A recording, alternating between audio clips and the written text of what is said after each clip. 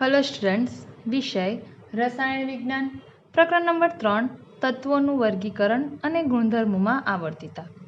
તો સ્ટુડન્ટ આપણે એસ વિભાગ અને પી વિભાગ વિશે માહિતી મેળવી હતી। હવે આજે આપણે આવર્ત કોષ્ટકમાં ડી વિભાગ વિશે માહિતી મેળવીએ। ઓકે સ્ટુડન્ટ, તો અહીં તમે આવર્ત કોષ્ટકનો ડી વિભાગ જોઈ શકો છો।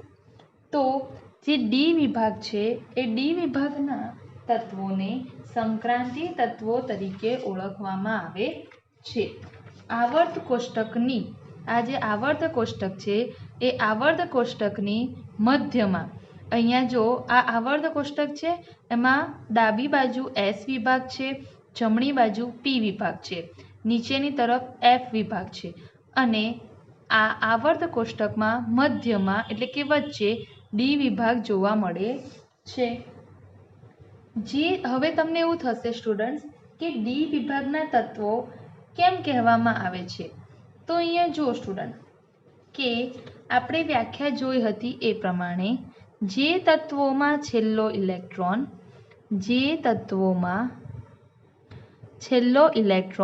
ડી કક્ષકમાં ભરાય છે તેને ડી વિભાગના તત્વો કહેવામાં આવે છે। જેવી રીતે આપણે આગળ જોયું હતું કે જે તત્વોમાં છેલ્લો ઇલેક્ટ્રોન એસ કક્ષકમાં ભરાય તો તેને એસ વિભાગના તત્વો કહેવાય। જે તત્વોમાં છેલ્લો ઇલેક્ટ્રોન પી કક્ષકમાં ભરાય તો તેને પી વિભાગના તત્વો કહેવાતા હતા। સેમ એ જ રીતે જે તત્વોમાં છેલ્લો ઇલેક્ટ્રોન ડી કક્ષકમાં ભરાય છે તેને ડી વિભાગના તત્વો કહેવામાં આવે છે। તેમજ આવર્ત કોષ્ટકમાં સમૂહ 3 થી 12ના તત્વોને ડી વિભાગના તત્વો કહેવામાં આવે છે। જે તમે અહીંયા જોઈ શકો છો કે આ સમૂહ 3 અને આ છે સમૂહ 12। તો સમૂહ 3 થી સમૂહ 12ના જે તત્વો છે આ બધા તત્વોને ડી વિભાગના તત્વો કહેવામાં આવે છે।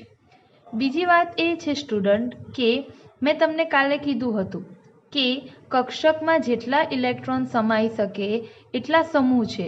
આપણે બધા જ જાણીએ છીએ કે ડી કક્ષક જે છે તેમાં વધુમાં વધુ 10 ઇલેક્ટ્રોન સમાઈ શકે છે અને એટલા જ માટે ડી વિભાગમાં કુલ 10 સમૂહ છે, સમૂહ 3 થી સમૂહ 12। ઓકે સ્ટુડન્ટ, હવે અહીંયા જુઓ સ્ટુડન્ટ, ધારો કે આપણે ડી વિભાગ જે છે એમાંથી આપણે એક ઉદાહરણ લઈએ। તો જુઓ, ધારો કે આપણે ડી વિભાગમાંથી એક ઉદાહરણ તરીકે સમૂહ 3માંથી તત્વ લઈએ સ્કેન્ડિયમ। અહીંયા તમે જોઈ શકો છો સ્કેન્ડિયમનો પરમાણ્વીય ક્રમાંક કેટલો છે 21। હવે આપણે સ્કેન્ડિયમ એ ડી વિભાગનું તત્વ છે એની વ્યાખ્યા પ્રમાણે જોઈએ કે શું સ્કેન્ડિયમની ઇલેક્ટ્રોનીય રચના લખીએ ત્યારે તેનો છેલ્લો ઇલેક્ટ્રોન અથવા તો બાહ્યતમ કક્ષાનો ઇલેક્ટ્રોન એ ડી કક્ષકમાં ભરાય છે। તો અહીંયા જુઓ સ્ટુડન્ટ, આપણે સમૂહ 3નો તત્વ લઈએ સ્કેન્ડિયમ। એનો પરમાણુ ક્રમાંક અહીંયા શું છે 21। એની ઇલેક્ટ્રોનીય રચના મારે લખવી છે તો સ્કેન્ડિયમની ઇલેક્ટ્રોનીય રચના થશે 1s2 2s2 2p6 3s2 3p6 4s2 3d1। તો અહીંયા જુઓ સ્ટુડન્ટ, તમે જોઈ શકો છો કે સ્કેન્ડિયમના બાહ્યતમ કક્ષાના જે ઇલેક્ટ્રોન છે એ કઈ શામાં ભરાય છે ડી કક્ષકમાં ભરાય છે અને આના ઉપરથી આપણે એમ કહી શકીએ કે સ્કેન્ડિયમ જે છે એ ડી વિભાગનું તત્વ છે। ઓકે સ્ટુડન્ટ, હવે અહીંયા જો સ્કેન્ડિયમનો બાહ્યતમ કક્ષાના ઇલેક્ટ્રોન એ જો આપણે જોઈએ તો 4s2 અને 3d1 થશે। તો અહીંયા સ્ટુડન્ટ તમે જોઈ શકો છો કે 4s પરથી 4s2 3d1, તો અહીંયા આ જે 4 આપ્યું છે એના ઉપરથી હું એમ કહી શકું કે સ્કેન્ડિયમ એ ચોથા આવર્તનો તત્વ છે અને 3dનો અર્થ શું થશે તો 3dનો અર્થ થશે n-1d। તો જુઓ સ્ટુડન્ટ, સમૂહ 3ના તત્વોની જો મારે ઇલેક્ટ્રોનીય રચના લખવી હોય તો શું થશે ns2। nનો અર્થ શું થાય કક્ષા, 1 2 એ શું છે ઇલેક્ટ્રોનની સંખ્યા, ns2 તો 4s2 થઈ ગયું અહીંયા અને 3d1 4s2 3d1 3d1 માટે n-1 તો 4 - 1 3 થાય એટલે n-1 અને d1 તો આ ઇલેક્ટ્રોનીય રચના શાની થઈ સ્ટુડન્ટ? સમૂહ 3ના તત્વોની ઇલેક્ટ્રોનીય રચના થશે. હવે આપણે ડી વિભાગના તત્વોને સમજવા માટે હજુ એક ઉદાહરણ લઈએ.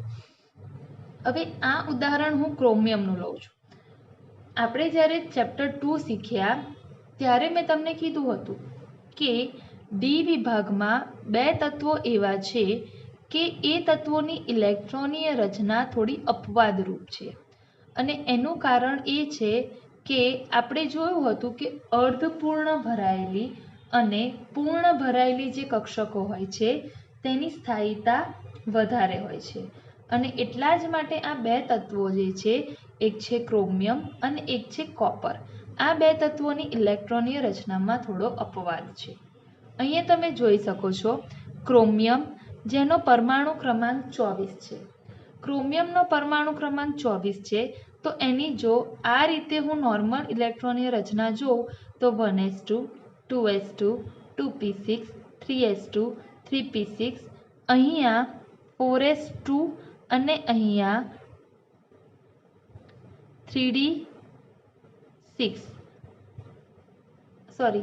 4s2 અને 3d4 આ પ્રકારની ઇલેક્ટ્રોનીય રચના આવે.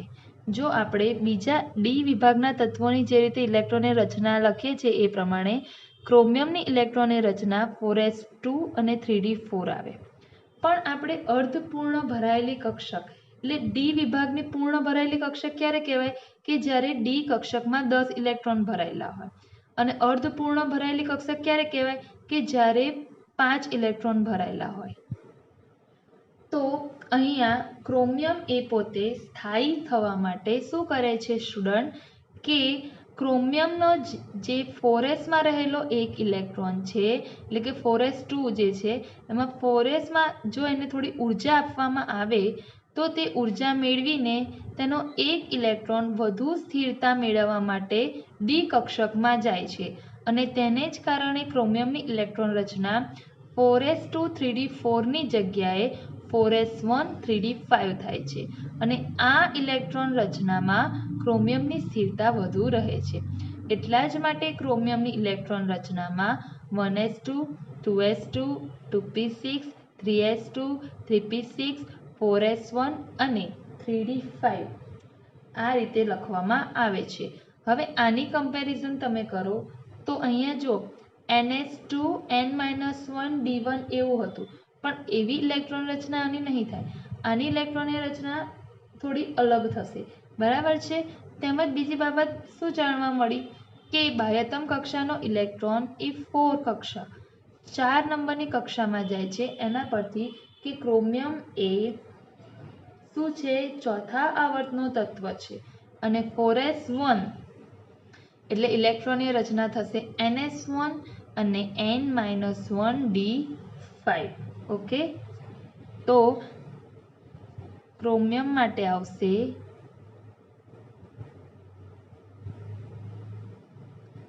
ns1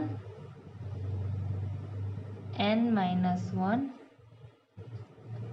d5. ઓકે સ્ટુડન્ટ્સ, હવે અહીંયા બીજી બાબત સ્ટુડન્ટ્સ તમે એ જોઈ શકો છો કે ડી વિભાગના તત્વો આ બધા તત્વો જે છે એ ડી વિભાગમાં કેમ મૂકવામાં આવ્યા છે તો એની માટે હું તમને એક બધા તત્વો તો નહીં પણ આપણે 21 થી 30 પરમાણુ ક્રમાંક ધરાવતા તત્વોની ઇલેક્ટ્રોનીય રચના જોઈએ. ઓકે,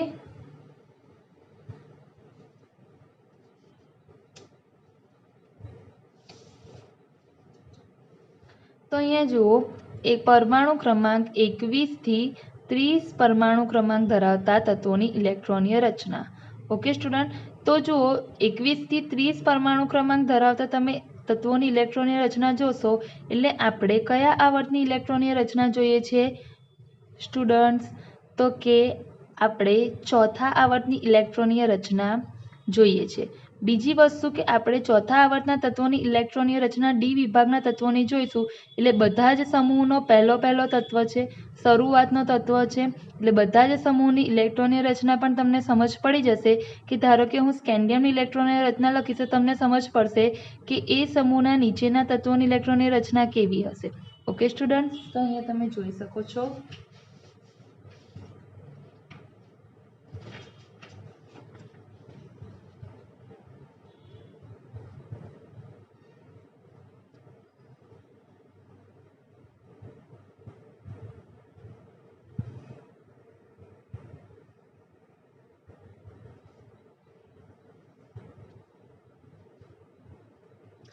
તો જુઓ સ્ટુડન્ટ, અહીંયા સ્કેન્ડિયમની ઇલેક્ટ્રોન રચના. હવે અહીંયા જો ઇલેક્ટ્રોનની રચના ખૂબ જ લાંબી લખાય, એને શોર્ટમાં લખવા માટે આપણે નિષ્ક્રિય વાયુ લખી શકીએ છીએ. તો 21 થી 30 સુધીના તત્વો છે એની પહેલાંનો નિષ્ક્રિય વાયુ આર્ગોન છે, જેનો પરમાણુ ક્રમાંક 18 છે. ઓકે, તો argon 4s2 3d1, ટિટાનિયમ 4s2 3d2, vanadium 4s2 3d3, chromium અપવાદ છે. ઓકે, એટલે 4s1 3d5, manganese 4s2 3d5, iron 4s2 3d6, cobalt, argon 4s2 3d7, neon 4s2 3d8, copper અપવાદ છે એટલે 4s1 3d10 ને ઝિંક 30 પરમાણુ ક્રમાંક, આર્ગોન 4s2 3d10. અહીંયા તમે સ્ટુડન્ટ્સ જોઈ શકો છો કે આવર્ત 4ના જે તત્વો છે, ઓકે, આવર્ત 4ના 21 થી 30 સુધીના તત્વો છે એમાં તમે ઇલેક્ટ્રોનીય રચના જુઓ કેવી થાય છે. તો 4s2 અને પછી ડી કક્ષક જે છે, ઓકે, એમાં એક ઇલેક્ટ્રોનનો ઉમેરો થતો જાય છે. હવે બીજી બાબત તમે શું જોઈ શકો છો સ્ટુડન્ટ? તો અહીંયા બીજી બાબત એ જોઈ શકો છો કે ડી બાહ્યતમ કક્ષાનો ઇલેક્ટ્રોન એ ડી કક્ષકમાં ભરાય છે. ઓકે, એટલા માટે આ બધા જ તત્વો ડી વિભાગના તત્વો છે એવું તમને સમજ પડશે. બીજી બાબત એ કહી શકાય કે 4s2 3d1 આ ઇલેક્ટ્રોનીય રચના છે, એના ઉપરથી આપણે એમ કહી શકીએ કે બાહ્યતમ કક્ષાના ઇલેક્ટ્રોન એ ચોથી કક્ષામાં ભરાતા હોવાથી આ બધા જ તત્વો ચોથા આવર્તના તત્વો છે.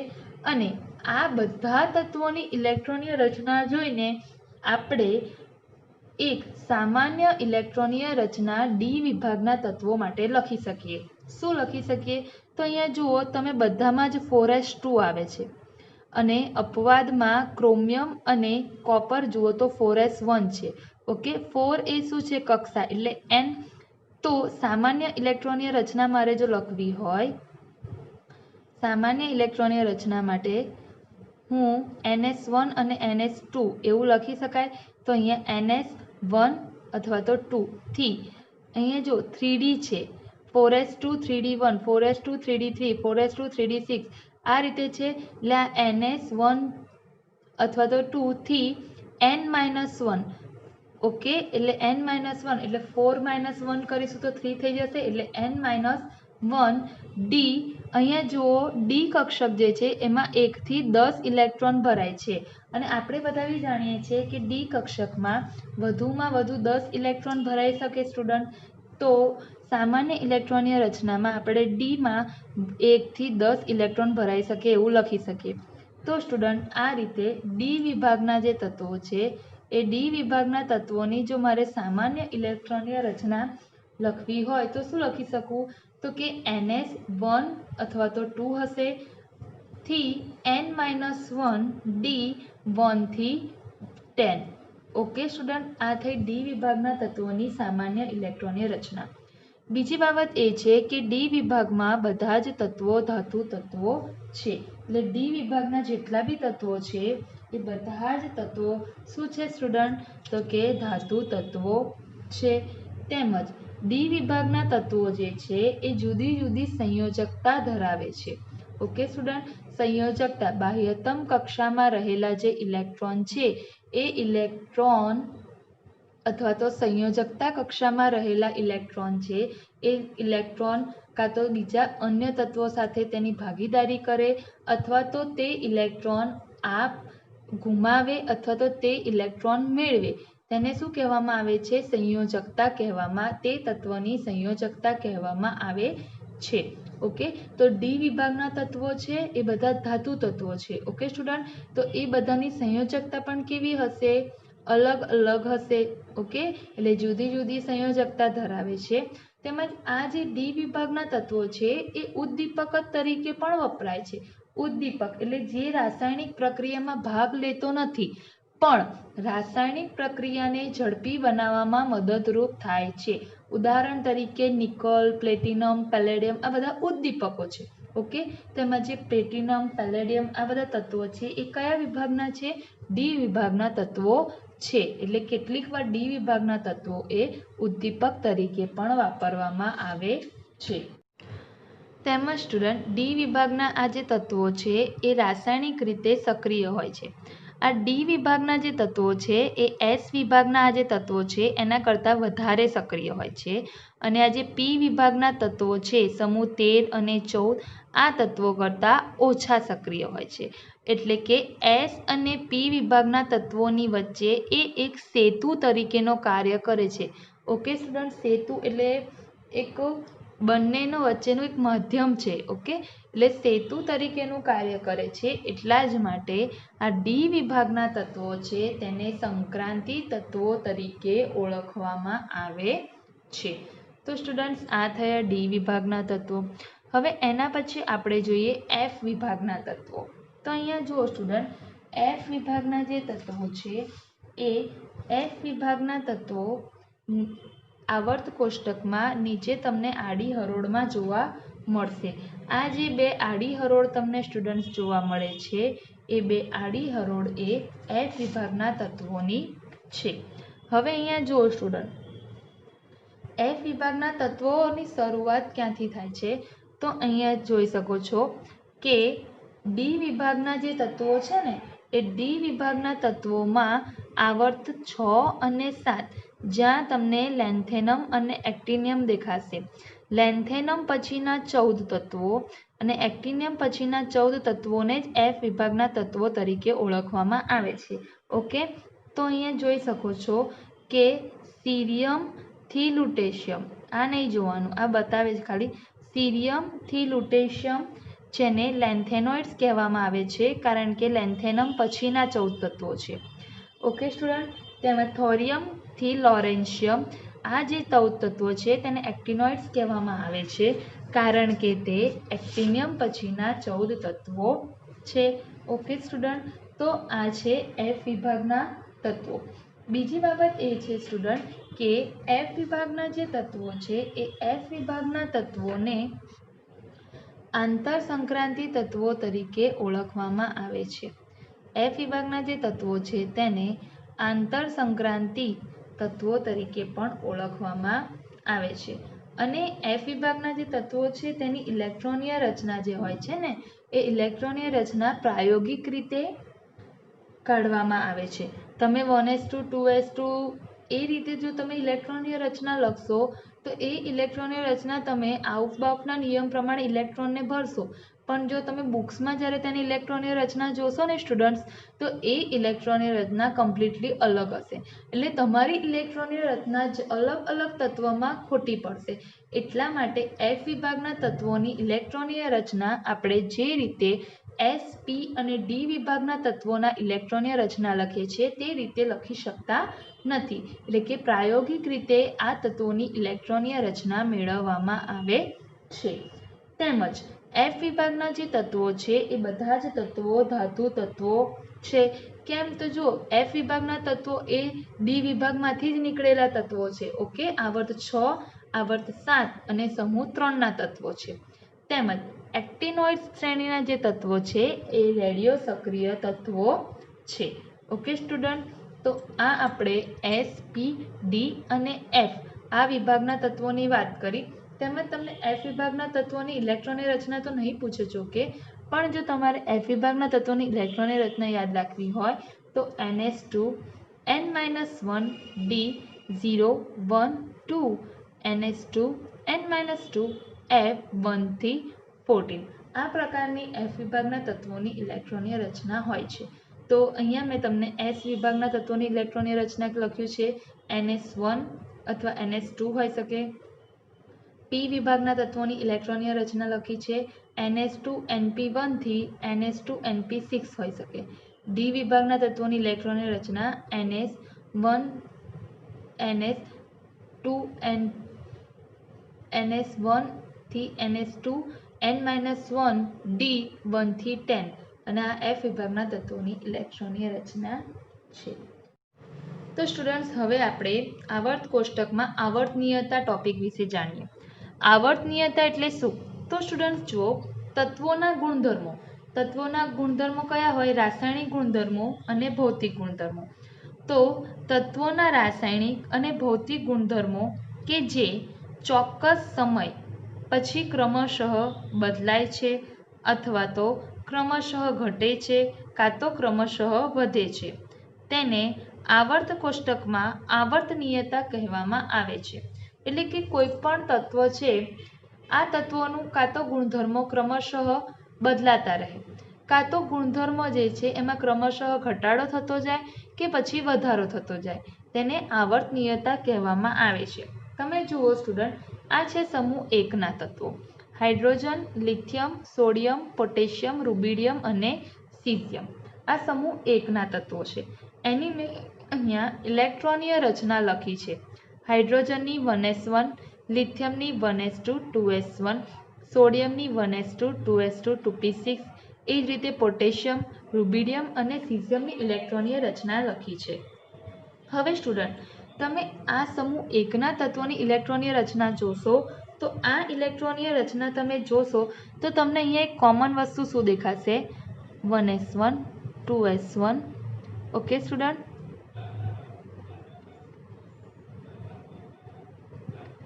3s1 4s1 5s1 અને 6s1. S છેલ્લી કક્ષક S છે, એટલે આ બધા તત્વો S વિભાગના તત્વો છે. ઓકે સ્ટુડન્ટ, બીજી એક બાબત કોમન તમને શું જોવાય છે કે છેલ્લો ઇલેક્ટ્રોન એટલે કે છેલ્લો બાહ્યતમ કક્ષાનો ઇલેક્ટ્રોન અથવા તો સંયોજકતા કક્ષાનો ઇલેક્ટ્રોન બધા જ તત્વોમાં કયો છે? 1 છે. જો હાઇડ્રોજન, લિથિયમ જોઈ લો, અહીંયા પણ 1, સોડિયમમાં 3s1 છે, પોટેશિયમમાં 4s1 છે, રૂબિડિયમમાં 5s1 છે, સીઝિયમમાં 6s1 છે. એટલે સંયોજકતા ઇલેક્ટ્રોન કેટલો છે? 1. જો સંયોજકતા ઇલેક્ટ્રોન અને સંયોજકતા એમાં પણ થોડો ફરક છે સ્ટુડન્ટ. ઓકે, જેના વિશે મેં તમને આગળ જણાવી દીધું છે. તો હવે આ જે તત્વો છે, આ તત્વોની જો મારે કોમનમાં ઇલેક્ટ્રોનની રચના લખવી હોય તો હું સ્ટુડન્ટ NS1 એવું લખી શકું. N એટલે કે અહીંયા કક્ષાઓ બદલાય છે. અહીંયા પહેલી કક્ષા છે, બીજી છે, ત્રીજી કક્ષા, ચોથી કક્ષા, પાંચમી કક્ષા, છઠ્ઠી કક્ષા. કક્ષાઓ બદલાય છે અને જે કક્ષા હોય એ જ પ્રમાણે આવર્ત હોય. ઓકે સ્ટુડન્ટ, પણ અહીંયા ઇલેક્ટ્રોન બધામાં કયા છે? છેલ્લે 1 છે. તો સામાન્ય ઇલેક્ટ્રોન રચના NS1 થશે. હવે અહીંયા જુઓ સ્ટુડન્ટ, બધા જ તત્વોની NS1 છે સામાન્ય ઇલેક્ટ્રોન રચના. હવે છેલ્લી કક્ષામાં 1 ઇલેક્ટ્રોન છે, એનો અર્થ કે આ બધા જ તત્વોની સંયોજકતા પણ કેટલી થઈ સ્ટુડન્ટ? +1. આ બધા જ તત્વોની સંયોજકતા થઈ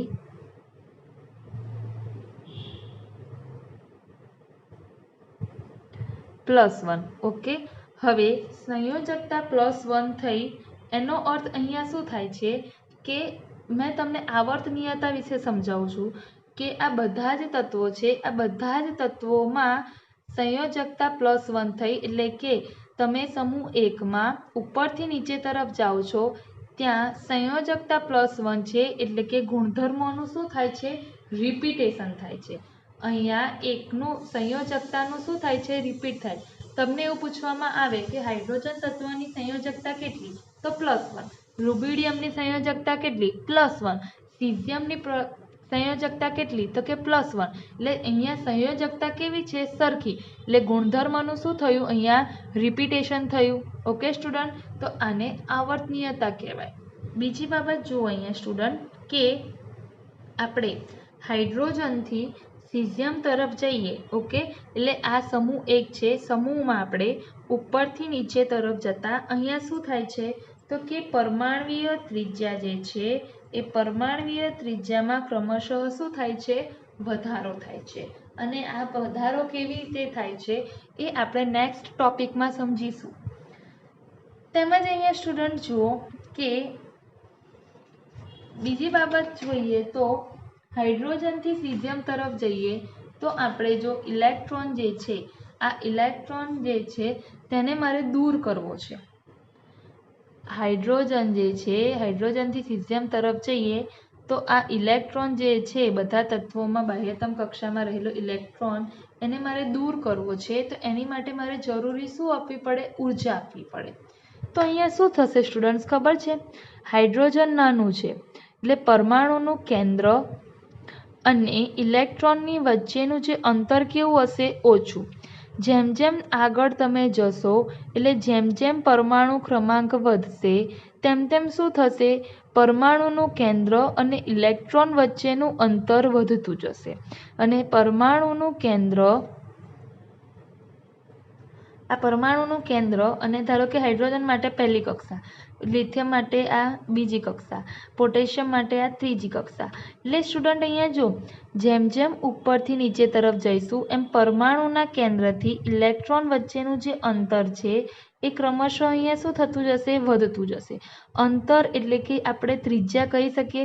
તો જો હાઇડ્રોજન માટેની ત્રિજ્યા આટલી, લિથિયમ માટેની ત્રિજ્યા આટલી, સોડિયમ માટેની ત્રિજ્યા આટલી. એટલે જેમ જેમ તમે સમૂહમાં હાઇડ્રોજનથી સીઝિયમ તરફ જશો, ઉપરથી નીચે તરફ જશો તેમ પરમાણુ ક્રમાંકનો વધારો થાય છે. 1, 3, 5, 11, 19, ઓકે, પરમાણુ ક્રમાંક વધે છે.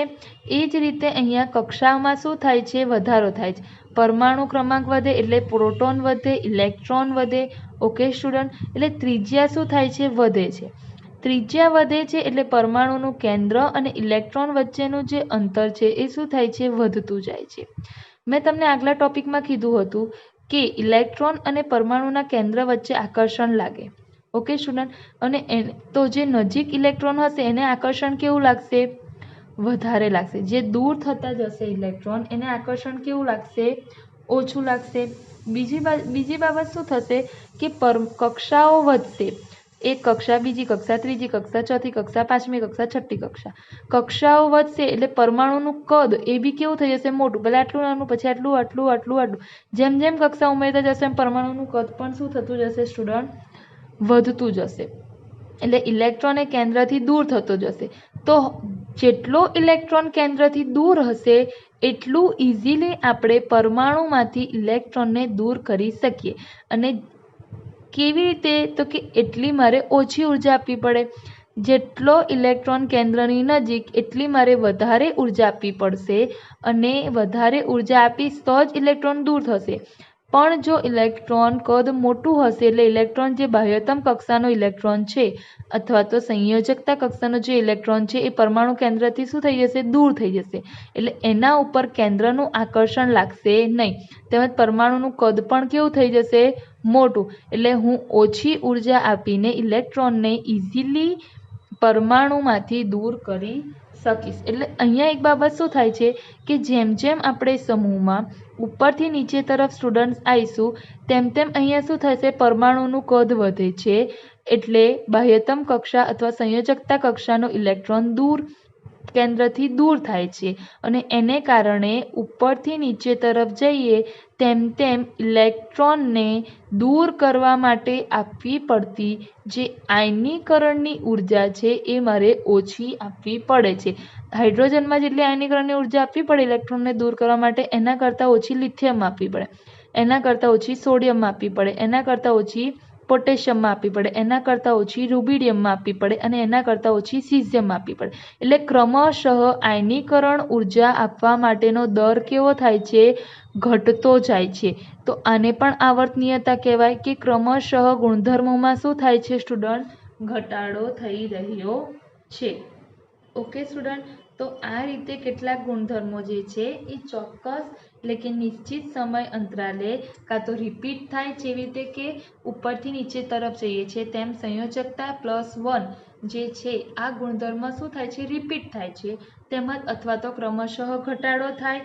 કેવી રીતે ક્રમશઃ ઘટાડો થાય છે, તો કે હાઇડ્રોજનથી સીઝિયમ તરફ જઈએ તેમ ઇલેક્ટ્રોનને દૂર કરવા માટે જે જરૂરી ઉર્જા છે એ ઓછી આપવી પડે છે, એટલે આ ઉર્જા આપવાના ગુણધર્મોમાં ઘટાડો થાય છે. તેમજ ક્રમશઃ વધારો ક્યાં થાય છે, તો કે હાઇડ્રોજનથી સીઝિયમ તરફ જઈએ તેમ પરમાણુ ક્રમાંક ક્રમશઃ વધે છે.